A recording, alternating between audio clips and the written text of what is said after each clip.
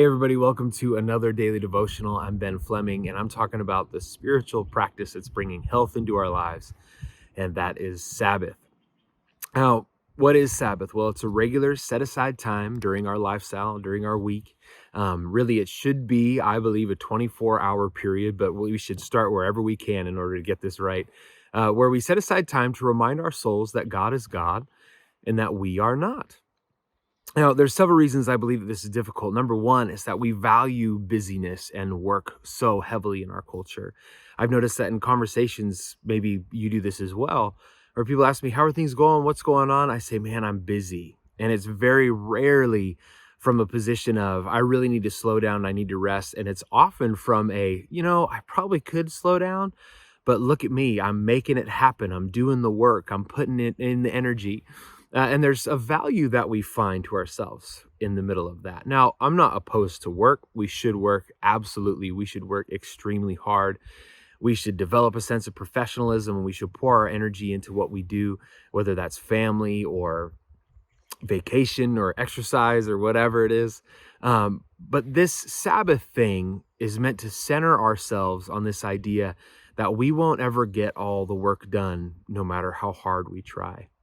I love how Paul addresses the church in Philippi, and he says, I've discovered what I've needed. He's writing from prison. He says, I know what I need, and it's a really simple thing. It's this understanding of who Christ is in my life. And when we stop and we allow ourselves to rest, we remind our bodies and our minds again that we won't possibly get all the work done. It begins to center God in our lives where he should actually be. And it gets us away from believing the lie that if I just try hard enough, if I just make enough of the money, if I just spend enough of the social capital and pour it into relationships, then I'll have everything that I need and I will have accomplished my purpose. The Bible is littered with people that didn't see the end. Hebrews chapter 11 in and of itself describes a large group of people that never saw the promise that they believed in so much. Excuse the car as it goes by.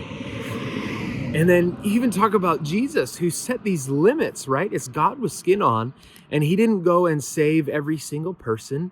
He didn't heal every single broken body. Instead, there were limits that created this understanding that the work was even bigger than what he was accomplishing right in those moments. You guys, I got to tell you, we need reminders that the work is bigger than us. No matter how big the empire of life we build, the work isn't complete. It's not done.